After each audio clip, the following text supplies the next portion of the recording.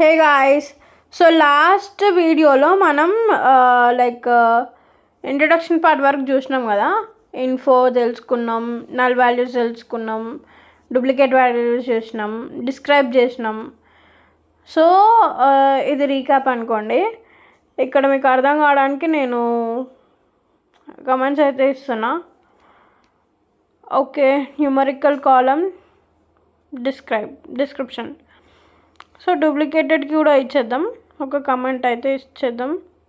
Comments ఎందుకు అంటే బేసిక్గా కోడ్ అర్థం కావడానికి ఈజీగా ఇంగ్లీష్ లాంగ్వేజ్లో. సో ఇప్పుడు నెక్స్ట్ స్టెప్ వచ్చేసి ఫైండింగ్ అవుట్లయర్స్ని కనుక్కుందాం. Outliers is a main important topic in EDA. Outliers అంటే లైక్ ఎర్రర్స్ అనుకోండి, ఎర్రర్స్ ఆర్ లైక్ బగ్స్. ఇప్పుడు వాటిని మనం ఫైండ్ అవుట్ చేద్దాం. మన టార్గెట్ కాలం వచ్చేసి చార్జెస్ కదా, సో దాని మీదనే చేద్దాం. అవుట్లయర్స్ కనుక్కోవడానికి మనం బాక్స్ ప్లాట్ అనేది యూజ్ చేస్తాం. ఈ ప్లాట్స్ ఏంటంటే విజువలైజేషన్. బేసిక్గా విజువలైజేషన్కి సపరేట్గా మనకి కొన్ని లైబ్రరీస్ అయితే ఉంటాయి. అందులో ఫస్ట్ లైబ్రరీ వచ్చేసి matplotlib.pyplot. అది ఫస్ట్ ఇన్స్టాల్ చేయాలి. నేను ఆల్రెడీ ఇన్స్టాల్ చేసాను, సో డైరెక్ట్గా ఇంపోర్ట్ చేస్తున్నా. ఈ matplotlib ఏంటంటే ఇది ఒక library, visualization library used to దీనికి విజువలైజ్గా, అంటే ఆ ప్రాబ్లం కానీ ఏదన్నా కానీ విజువలైజ్గా చూడాలి అనుకుంటే we can use that library. So ఇక్కడ నేను బాక్స్ ప్లాట్ యూజ్ చేసిన. ఇందాక మీరు చూసినారు కదా, బాక్స్ పైన అన్ని జీరోస్ ఉన్నాయి, అవన్నీ అవుట్లయర్స్ అనమాట. మనం విజువలైజ్గా చూసినాం. ఇప్పుడు కోడ్ రూపంలో దాన్ని రాద్దాం, అంటే డేటా ఫ్రేమ్లో దాన్ని ఆ వాల్యూస్ అన్ని అవుట్లయర్ వాల్యూస్ అన్నీ తీద్దాం. సో దానికి ముందుగా మనకి ఒక నంపై అరే అయితే కావాలి. సో నేను చార్జెస్ కాలం మొత్తాన్ని నంపై అరేలోకి మార్చేసిన. నంపై లైబ్రరీ యూజ్ చేసి నంపై అరేలోకి మార్చేసిన. ఇప్పుడు ఈ అవుట్లయర్స్ కనుక్కోవడానికి మనకి సపరేట్గా ఒక మెథడ్ ఉంటుంది ఈడిఏలో, ఐక్యూఆర్ మెథడ్. ఐక్యూఆర్ అంటే ఏంటంటే ఇంటర్ క్వార్టైల్ రేంజ్. సో ఆ ఐక్యూఆర్ కనుక్కోవాలి అంటే ఫస్ట్ మనకి క్వార్టైల్స్ అనేవి మనకి 3 ఉంటాయి ఇందులో, Q1, Q2, Q3 అని. Q1 అంటే 25%, Q2 అంటే 50%, Q3 అంటే 75%.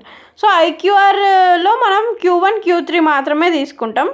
సో అవే నేను ఇక్కడ క్యాలిక్యులేట్ చేస్తున్నా.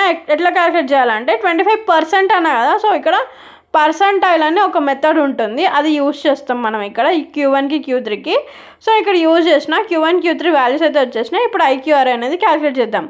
ఐక్యూఆర్ ఫార్ములా వచ్చేసి Q1 - Q3. ఇది యూజ్ చేద్దాం.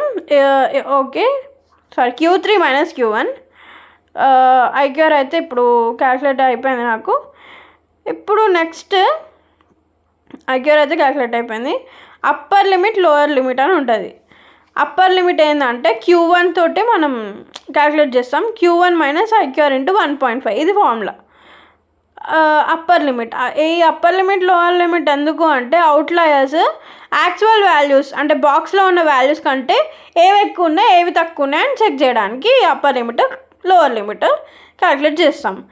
సో అప్పర్ లిమిట్ వచ్చేసి Q3 + IQR × 1.5.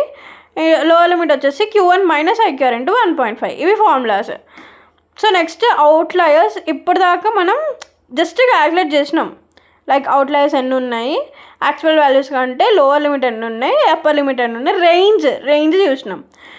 పైన ఏమో మనం వర్చువలైజేషన్ యూజ్ చేసి మనం చూసినాం అవుట్లయర్స్ ఎన్ని ఉన్నాయి అని.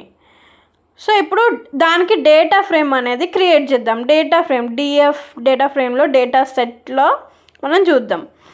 సో దానికి అవుట్లయర్స్ అనే వేరియబుల్ అయితే తీసుకున్నా, వేరియబుల్ ఆర్ ఆబ్జెక్ట్.